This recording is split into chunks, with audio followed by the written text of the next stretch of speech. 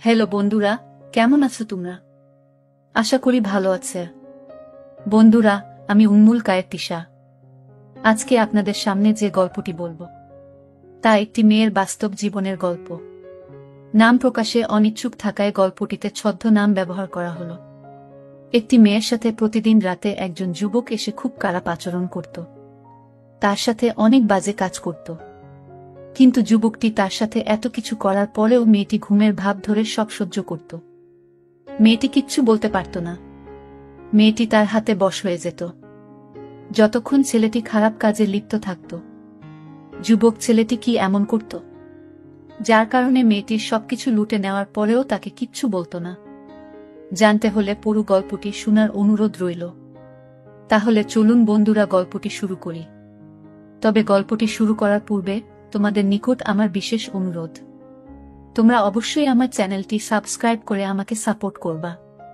প্রতিদিন রাতে হাসিবা রুমে অদ্ভুত শব্দ করে। শব্দগুলো বিশেষ ব্যথা পেয়ে করে অথবা অন্য কোনো গোপনীয় কারণে করতে পারে। কারণ গোপন শব্দ শুনলেই বোঝা যায়। আবার কাকে যেন বলে খুব বেশি হয়ে যাচ্ছে। আর মেয়ের এই অদ্ভুত শব্দ আর কান্না হাসিবার মা বাবা প্রতিদিন তার রুম থেকেই শুনতে পাই। আসলে অদ্ভুত শব্দটি আর কথাগুলো হাসিবা বিবাহিত হলে চিন্তার বিষয় ছিল না তার মা বাবার জন্য। হাসিবা অবিবাহিত মেয়ে, কলেজ পড়ে। মা বাবার রুমের থেকে একটু দূরত্বে হাসিবার রুম। তবে একটু জোরে কথা বললে বা শব্দ করলে হাসিবার মা বাবার রুমে শুনতে পাওয়া যায়। হাসিবার মা খুব চিন্তিত। কারণ হাসিবা কি তাদের চোখের আড়ালে বাসায় ছেলে নিয়ে কোনো খারাপ কাজে লিপ্ত হচ্ছে কি না, তা আবার আমাদের নিজেদের বাসায়। এরকম চিন্তা করতে করতে হাসিবার মা বাবার মন খারাপ হয়ে যায়। হাসিবার মা আজ রাতে না ঘুমিয়ে হাসিবার রুমের সামনে পাহারা দিচ্ছে। কিন্তু রাত গভীর হতেই কোনো এক অজানা কাজে মেতে উঠল হাসিবা। হাসিবার মা খুরশিদা খুব চিন্তায় পড়ে যায়। হাসিবাকে এই সব কথা সম্পর্কে লিপ্ত হওয়া নিয়ে জিজ্ঞেস করে কোনো লাভ হয়নি। খুরশিদা বেগম বলেছিল, হাসিবা, তুই কি আমাদের চোখ ফাঁকি দিয়ে বাসায় তোর কোনো ছেলে বন্ধুকে নিয়ে আসিস, আর প্রতিদিন রাতে আমাদের চোখ ফাঁকি দিয়ে খারাপ কাজ করছ? হাসিবা বলে, মা তুমি এসব কি বলছো? আমি কারোর সাথে প্রেম অবধি করি নাই, আর খারাপ কাজে লিপ্ত হওয়া তো দূরের কথা। আর যদি এমন কিছু হতো তাহলে সহস্র জায়গা আছে, ওইখানে যেতাম। তোমাদের সাথে এক ঘরে থেকে এমন কিছু কল্পনাই করতে পারি না। খুরশিদা বেগম মেয়েকে অবিশ্বাস করেনি। কারণ সে যা বলছে সব ঠিক কথাই। মেয়ে তো এমন কিছু চাইলে ঘরের বাইরে অনায়াসে করতে পারত। তাহলে কি হয় প্রতি রাতে হাসিবার ঘরে? মেয়ের উপর বিশ্বাস থাকলেও সন্দেহ যেন একটু রয়েই যায়। তাই খুরশিদা আজ রাতে মেয়ের রুমে লুকিয়ে থাকবে বলে সিদ্ধান্ত নিল।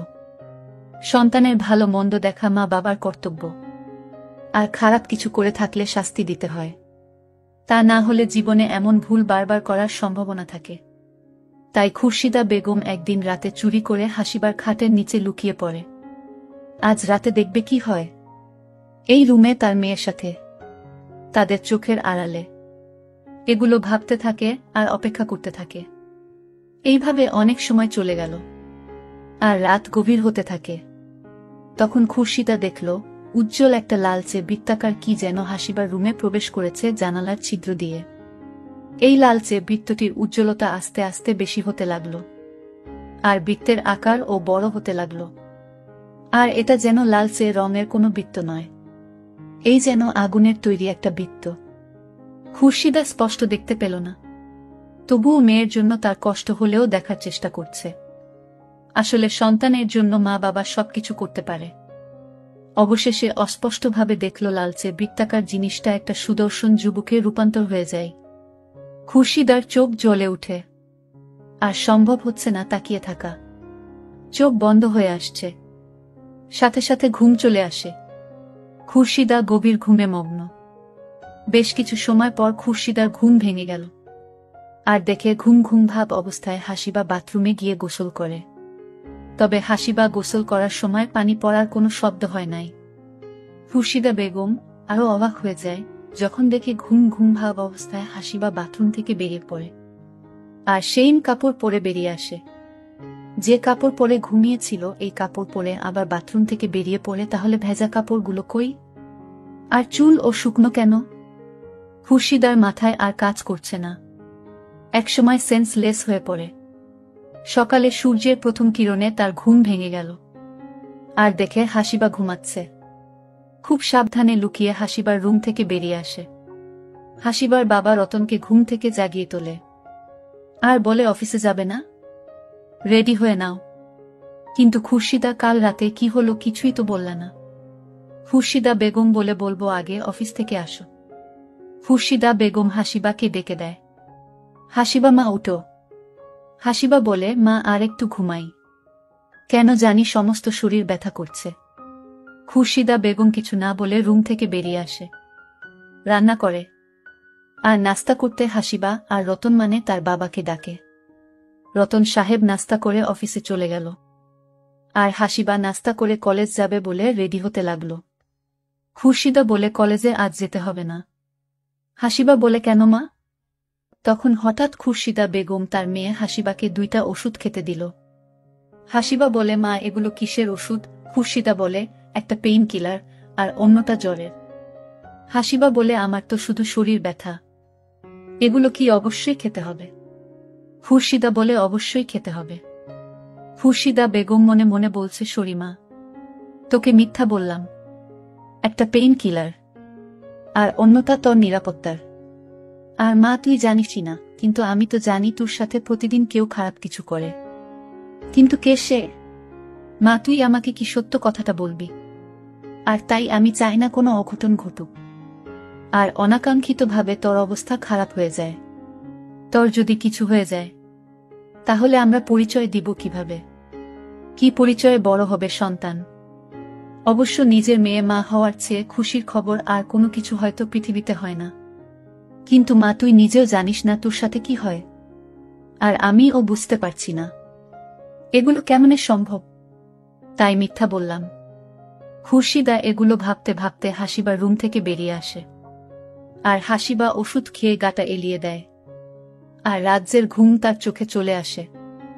বিকালে রতন সাহেব বাসায় ফিরে ফ্রেশ হয়ে যায় আর কফি খেতে বসে বেলকনিতে। আর খুরশিদা বেগম সব বলছে, কাল রাতে তাদের মেয়ের সাথে কি হয়েছিল। রতন সাহেব বেশ কিছুক্ষণ চিন্তা করে বলে, চলো তোমাদের নিয়ে একটু দেশের বাড়ি যাব। খুরশিদা বেগম বলে, হাসিবার কলেজ? রতন সাহেব বলে, মেয়ে থাকলেই তো কলেজ যাবে। মেয়ের ভালো চাও তো ওকে রাজি করিয়ে রেডি হয়ে যাও তাড়াতাড়ি। খুরশিদা অনেক কষ্টে হাসিবাকে রাজি করালো। বিনিময়ে হাসিবা 3000 টাকা বকশিশ নেই। হাসিবা অনেক খুশি, টাকা পেয়ে আরও ঘুরতে যাবে।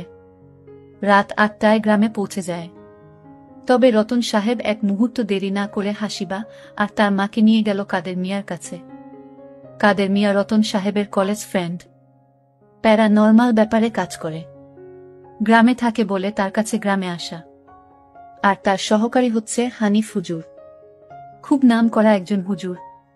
রতন সাহেবের সাথে হানিফ হুজুরের পরিচয় কাদের মিয়ার মাধ্যমে। রতন সাহেব খুরশিদার কাছ থেকে যা শুনল তা থেকে বুঝে গেছে কাদের মিয়া আর হানিফ হুজুর ছাড়া কেউ এই সমস্যার সমাধান করতে পারবে না, কারণ তারা অনেক নাম করা আধ্যাত্মিক সাধক। রতন সাহেব, খুরশিদা বেগম, হাসিবা বসে আছে কাদের মিয়ার সামনে। কাদের মিয়া বলে, মা, হাসিবা কেমন আছো? তুমি বাসার ভিতরে যাও, আমি তোমার আম্মু আব্বুর সাথে কিছু জরুরি কথা আছে, ওগুলো নিয়ে আলোচনা করব। আর হ্যাঁ, বাসার ভিতরে তোমার রেনু আন্টি আছে, কি যেন রান্না করছে, যাও গিয়ে তোমার রেনু আন্টির সাথে গল্প করো। কাদের মিয়া তাদের পাশের ফ্ল্যাট থেকে হানিফ হুজুরকে ডেকে আনে। অবশ্য রতন সাহেব কাদের মিয়াকে আগে বলে রেখেছে তার পুরো পরিবার কাদের মিয়ার বাসায় রাতে থাকবে। কাদের মিয়া জানে কোনো জরুরি ব্যাপারে রতন আসছে, কারণ এখন অফিসে রতনের কোনো ছুটি নেই। বেড়াতে আসলে ছুটি পেলে আসত, আর গ্রামে এসে তড়িঘড়ি করে তার বাসায় চলে আসে। তাই কাদের মিয়ার মনে হচ্ছে ব্যাপারটা মারাত্মক কিছু হবে। তাই কাদের মিয়া সময় নষ্ট না করে মূল কথার প্রসঙ্গে চলে আসে। অবশেষে খুরশিদা বেগম, রতন সাহেব, কাদের মিয়া আর হানিফ হুজুর মিলে বসে আছে, আর খুরশিদা বেগম সব বলছে। কাদের মিয়া আর হুজুর সব মনোযোগ দিয়ে শুনেছে সবকিছু।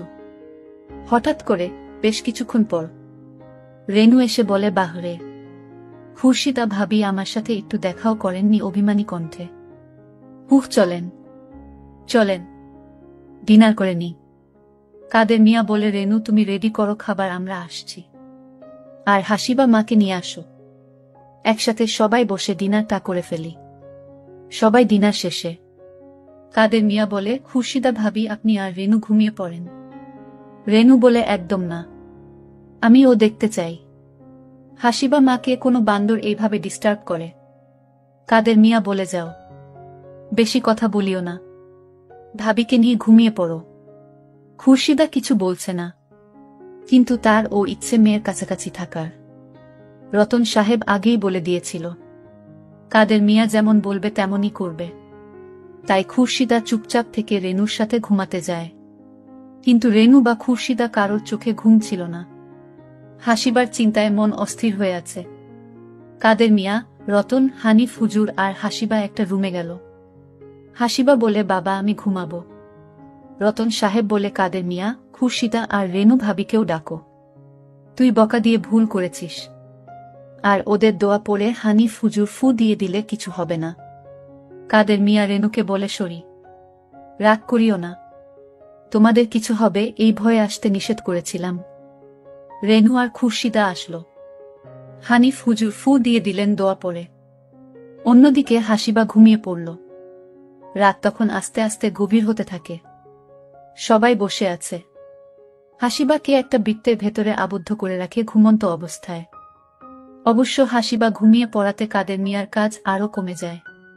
সব ভালো, কিন্তু ভালো নয়। কিছু করতে গেলে বাধা আসবে না এমন কি হয় নাকি? ঠিক তখনই লালচে বৃত্তটির প্রবেশ ঘটে রুমে। কাদের মিয়ার মুখে যেন হাসি ফুটে ওঠে। সে মনে করেছে যে সে নিমিষেই লালচে বৃত্তটিকে নিজের অধীনে আনতে পারবে। কিন্তু একটু পর হাসি মুখটা যেন নিমিষেই কালো হয়ে গেছে। লালচে বৃত্তটির তীব্রতা অনেক বেশি, যার ফলে কাদের মিয়া, রেনু, খুরশিদা, হানিফ হুজুর, রতন সবারই তাকিয়ে থাকতে কষ্ট হচ্ছে। এক পর্যায়ে তাদের সবার চোখ জোড়া জ্বলতে শুরু করে, আর যার ফলে সবাই চোখের জ্বালা সহ্য করতে না পেরে সেন্সলেস হয়ে যায়। রাত যখন শেষের পথে সবার প্রথমে কাদের মিয়ার চোখ খোলে, তখনই দেখে হাসিবা ঘুমাচ্ছে। তবে তারা যে বৃত্তের ভেতরে হাসিবাকে আবদ্ধ করে রেখেছিল সেই বৃত্তের অস্তিত্ব আর নেই। তাহলে তাদের সবার চোখের আড়ালে আবার সেই এসে তার কাজ করে চলে যায়। অথচ হাসিবা বেচারি কিছুই জানে না। কিন্তু হাসিবাকে দেখে একদম বোঝা সম্ভব হচ্ছে না যে তার সাথে কেউ কাল রাতে অবিশ্বাস্য কিছু করেছে। অথচ মেয়েটি যেভাবে ঘুমিয়েছিল ঠিক একইভাবে এখনো শুয়ে আছে। কাদের মিয়া যেন আর কিছু ভাবতেই পারছে না। এর কিছু সময় পর সবাই জেগে ওঠে। কাদের মিয়া রেনুকে নাস্তা রেডি করতে বলে, আর রতন সাহেব আর খুরশিদাকে রেস্ট নিতে বলে, আর হাসিবাকে ঘুম থেকে না জাগাতে বলে। আর কাদের মিয়া বলে, হানিফ হুজুর আসেন, আমাদের ওয়ার্কিং রুমে যাই, খুব গুরুত্বপূর্ণ কাজ করতে হবে। কাদের মিয়া আর হানিফ হুজুর এখন বসে আছে একটা অন্ধকার রুমে, যেটা তাদের কাজ করার রুম। তারা ধ্যান করছে। কাদের মিয়া বীর বীর করে মন্ত্র উচ্চারণ করেছে, আর হানিফ হুজুর কুরআন শরীফ পড়ে তার অনুগত জিনকে ডাক দিচ্ছে। কাদের মিয়া তার শক্তি দিয়ে বোঝার চেষ্টা করছে কি হয়েছে, আর হানিফ হুজুর জিনকে উপস্থিত করার চেষ্টা করছে। অতঃপর হানিফ হুজুরের জিন হাজির হয়, আর হানিফ হুজুর জিজ্ঞেস করল, হাসিবার সাথে এমন কেন হচ্ছে? আর কি হচ্ছে? আর আমরা কিছু করতে পারছি না কেন? এই এত বছর হলো এই পেশাতে যুক্ত আছি, এমন কখনো হয়নি, বরং সব কেস আমি আর কাদের মিয়া খুব ভালোভাবে সমাধান করতে পেরেছি। তাহলে হাসিবার কেসের ক্ষেত্রে এমন হচ্ছে কেন? জিন বলে, হুজুর মাপ চাই, আমি কিছু বলতে পারবো না, তবে আমি জানি কি হয়, কে করছে এসব, তবুও বলতে পারবো না। যদি আমি মুখ খুলে ফেলি, জিন রাজ্যে প্রবেশ বন্ধ হয়ে যাবে আমার জন্য। হানিফ হুজুর বলে, তুইও এমন করলে আমরা হাসিবাকে কেমনে বাঁচাবো? জিন বলে, হুজুর গোস্তাকি মাফ করবেন, আমি আজ আসি। হানিফ হুজুর জিন যাওয়ার পর আরো বেশ কয়েকবার ডাকলো তাকে, কিন্তু জিন কোনো সাড়া দিল না। হানিফ হুজুর চিন্তায় পড়ে যায়, কি করবে তারা এখন? রতন অনেক আশা নিয়ে সাহায্য চাইল, কিন্তু তারা কি না কিছুই করতে পারছে না। কাদের মিয়া বলে, হানিফ হুজুর, আমি কিছু তথ্য সংগ্রহ করতে পেরেছি, আমি কিছু দেখতে পাচ্ছি। কাদের মিয়া চোখ জোড়া বন্ধ অবস্থায় এসব বলছে। হানিফ হুজুরের মুখে যেন হাসি ফুটে উঠেছে। কাদের মিয়া বলে যে হাসিবার সাথে খারাপ কাজে লিপ্ত হচ্ছে। সে খুব শক্তিশালী, আর সে হচ্ছে জিন রাজ্যের রাজার একমাত্র ছেলে জিন্নাত যিশু, আর তার কাছে জিন রাজা আর রানীর উভয় শক্তি আছে, যার ফলে সে সবকিছু করতে পারে। হানিফ হুজুর, আমি আর কিছু তথ্য দেখতে পাচ্ছি, কিন্তু মুখ খুলে বলতে পাচ্ছি না। এমন কেন হচ্ছে? আর আমার শরীর অবশ হয়ে যাচ্ছে। তখনই কাদের মিয়া সেন্সলেস হয়ে পড়ে যায়। হানিফ হুজুর কাদের মিয়াকে কোলে করে ড্রয়িং রুমে নিয়ে গেল আর সবাইকে ডাক দিল।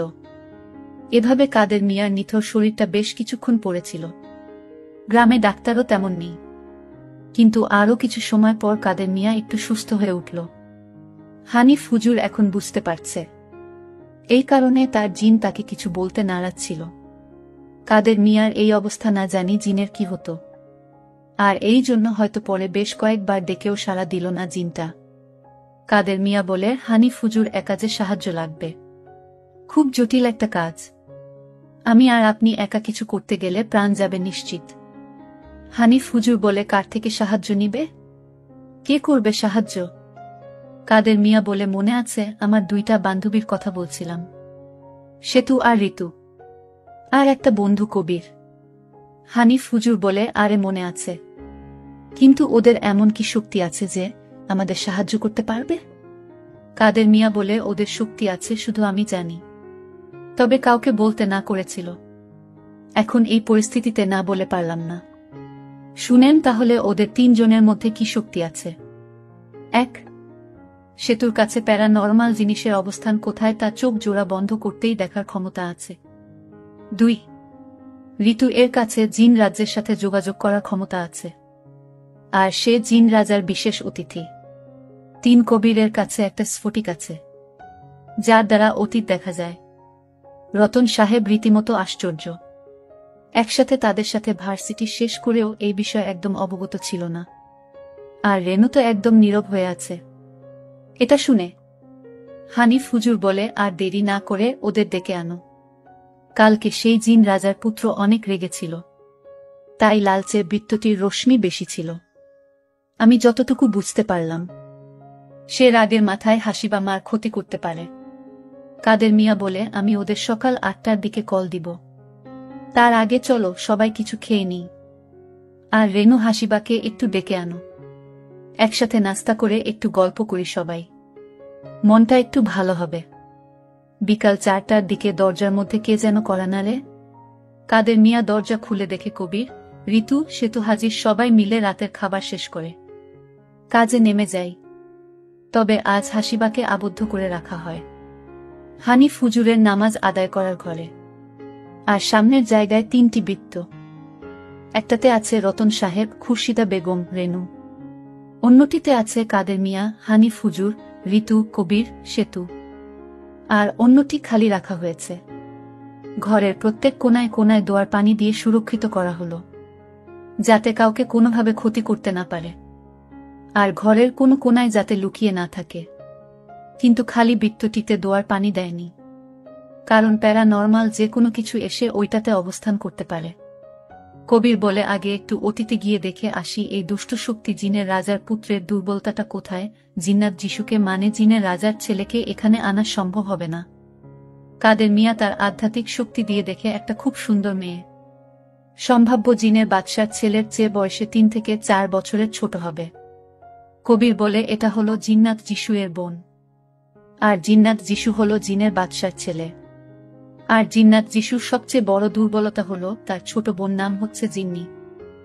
ঋতু আর সেতু আবার খেয়াল করে দেখে, আরে এই মেয়েকে কলেজে দেখেছিলাম, ইন্টারমিডিয়েট। এই মেয়েটি বিজ্ঞান বিভাগের ছাত্রী ছিল।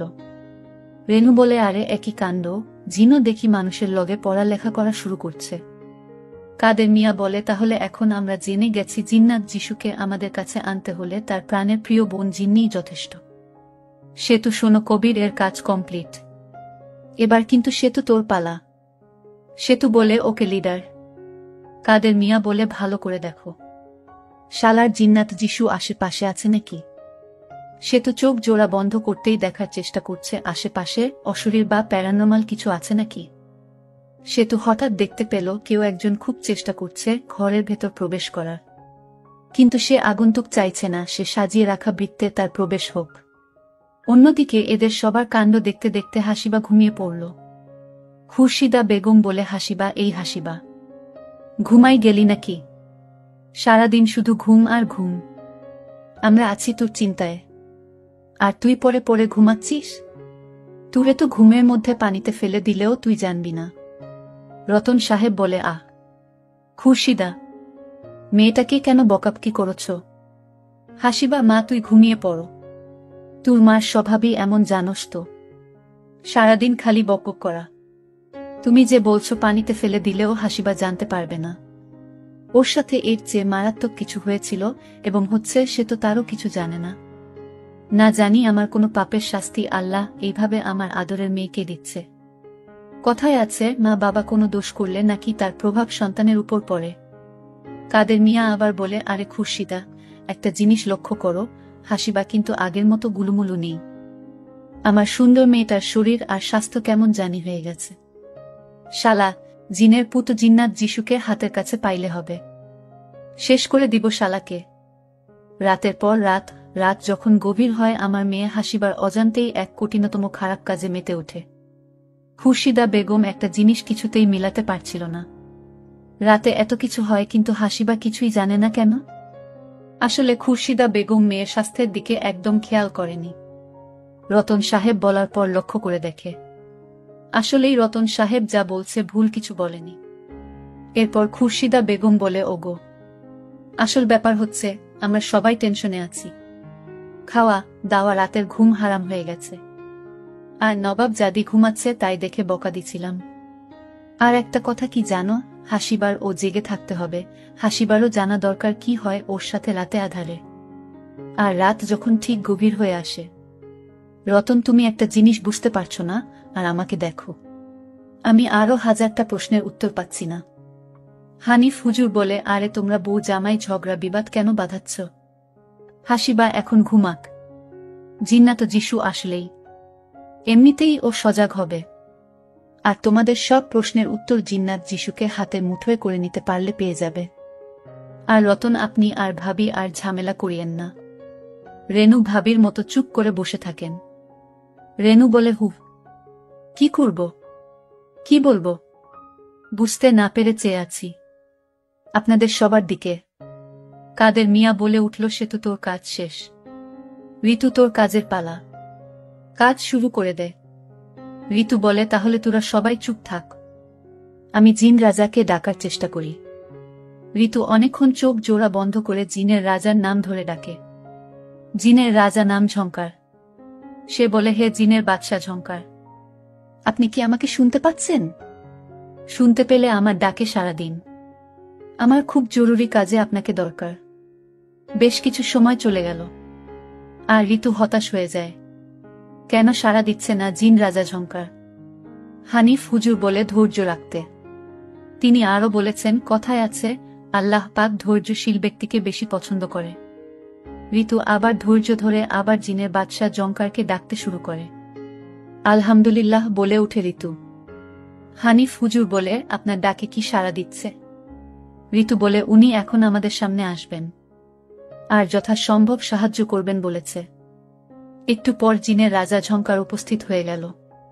জিনের রাজা ঝংকার বলে, কি হলো ঋতু, কি সমস্যা বলতো, আর কি করতে পারি তোমার জন্য?